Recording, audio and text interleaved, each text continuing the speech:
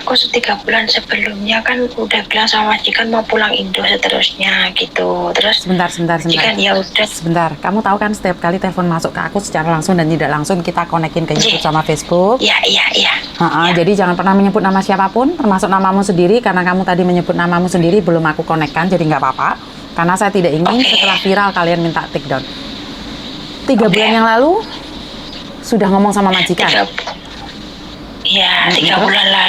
bulan yang lalu saya sudah ngomong sama majikan kalau mau pulang ke Indo seterusnya gitu. Ini kan belum selesai kontrak, baru 1 tahun, bulan ini baru 1 tahun. Terus majikan bilang, oh iya nggak apa-apa, aku tahu keadaanmu. Kalau gitu aku cari penggantimu dulu gitu. Terus setelah udah dapat itu, tadi sore majikan bilang kalau pembantu yang baru itu datangnya tanggal 26 baru masuk sini. Terus tanggal 25 masuk Hongkong, 25 malam. Terus 26-nya itu baru masuk rumah majikan katanya. Nah, terus dia bilang mesti ada karantina dulu, nggak tahu nanti di hotel apa di rumah gitu. Intinya nanti yang baru itu kerja tanggal 30 November mulai hari kerja. Lah terus kan kemarin visaku itu, notisku itu ditulis sama majikan ke imigrasi itu tanggal 30 November. Nah pertanyaanku, kalau aku disuruh ngajarin 1 minggu, berarti kan aku pulangnya Desember awal. Nah itu apakah ada masalah nanti di imigrasi? Enggak ada masalah sayang, karena setelah keluar dari majikanmu kamu masih punya waktu 14 hari. Nggak ada masalah. Nah, ya udah. Jadi aku tuh mikirnya nanti ada masalah enggak kalau aku pulang telat seminggu gitu loh. Nggak ada masalah. Takutnya OS atau apawan nggak tahu. Nggak apa-apa sayang. Oh ya, cuman itu sih Mbak. Sudah jadi lega. Aku mikir dulu. Lah kenapa nggak telepon agentmu sendiri? Kenapa? Hah? Gimana ya? Nggak srek, aku nggak pernah telepon sama dia. Cuman sama Miss Yuni aja. Kalau malam gitu ada free gitu, suka dengar curhatan para mbak E. Lah sakmono Miss Yuni gak iso ngangkat telepon ya apa? Lah Miss Yuni gak iso ngangkat telepon ya apa terusan? Kan nggak selalunya saya bisa angkat telepon. Saya selalu menunggu jawabanmu. Tak batin, kok Mbak Yuni kok nggak balas-balas, kenapa ini? Tiba-tiba dibales. Iya, makasih ya Mbak. Sekarang kan majikanku baru di kamar. Tadi bilang, udah kamu tanya dulu sama keluarga, oke nggak kalau seminggu mundur gitu. Jadi keluarganya ya, adalah Mbak Yuni. Miss Yuni, bukan keluarga. Keluarganya adalah Miss Yuni. Iya. Terima kasih sudah menganggap saya keluargamu. Nanti ada masalah apa enggak gitu loh, lah maklum toh. Matur nembah nuwun sudah menganggap saya sebagai keluargamu. Saya senang sekali, saya bangga sekali. Dan alhamdulillah juga sudah dijawab. Setidaknya saya lega, nggak ada masalah ke depannya. Insya Allah kalau ada apa-apa mau kesini lagi saya hubungi Miss Yuni ya. Terima kasih. Siap Presiden. Siap pokoknya. Matur nembah nuwun. Oke. Terima kasih. Bye-bye. Terima kasih Tuhan atas berkat yang melimpah atas kami semua. Terima kasih Tuhan yang memberikan kepercayaan ini agar saya bisa menjadi bisa memberikan ketenangan pada saudara-saudara saya yang membutuhkan saya. Terima kasih Tuhan. Jaga bibir, mulut, lidah saya agar saya tetap amanah. Terima kasih juga buat teman-teman yang tetap mempercayakan apa yang saya informasikan. Saya ucapkan terima kasih sekali.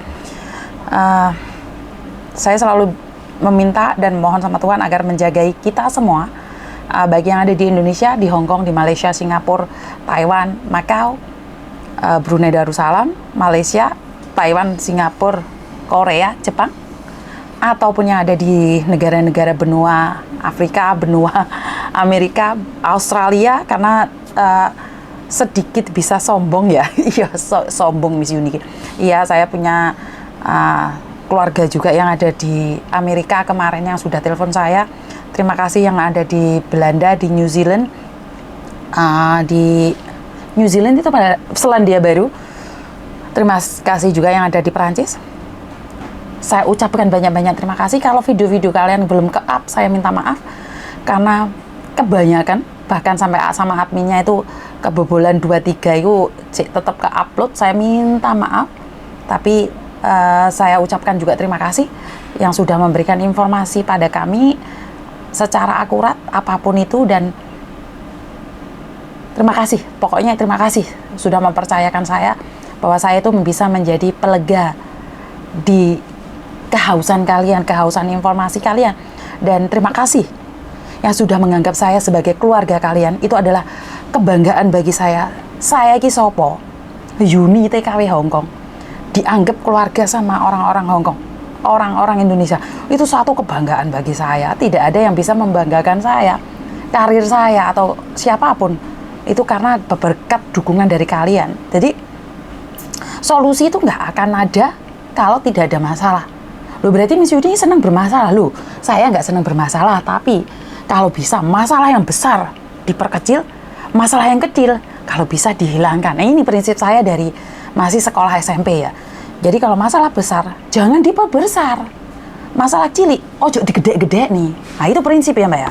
Kan ada orang-orang itu nggak ada masalah dibuat masalah, kecil diperbesar, masalah besar bledos. Loh, kalau saya nggak.